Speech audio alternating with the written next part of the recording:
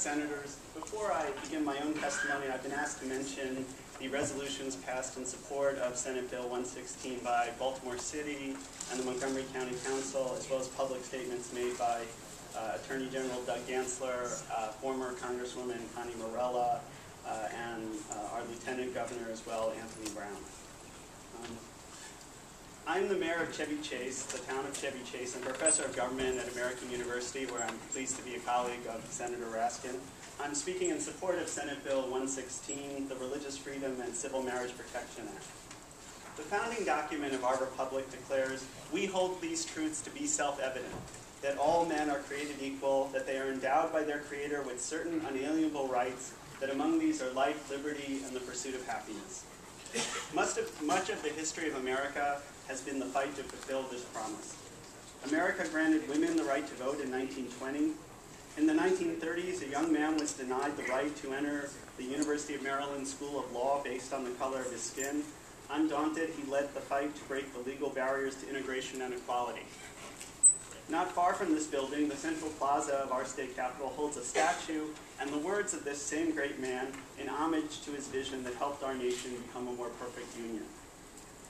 So, although the tradition at hearings such as these is that one comes to beg, to plead, and to ask very nicely from our public officials, I come not to ask, but to demand my rights as an American citizen.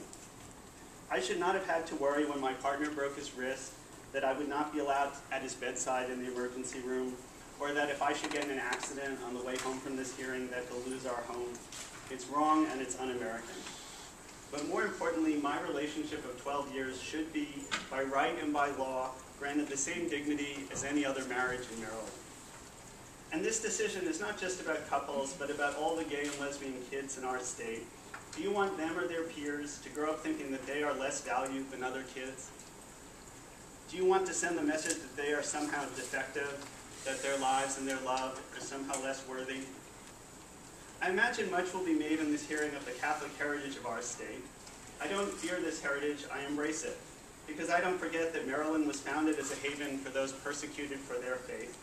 And America was founded with the ideal that all religions shall prosper, but that no religious dogma will govern. So let my faith allow me to marry if it so chooses. I never could have dreamed when I was growing up that I could get elected mayor as an openly gay individual. In my first election against several incumbents, many people voted for me, and many people voted against me. But I'm proud to say that I don't know of a single person who voted either for or against me because I love a man instead of a woman. So I guess the question is whether Maryland wants to build another statue in a few decades, or instead this time to be on the forefront of current efforts to fulfill the promise of America. In that spirit, I hope your vote will reflect the content of what I know to be the character of the state of Maryland. Thank you. Thank you very much for your testimony.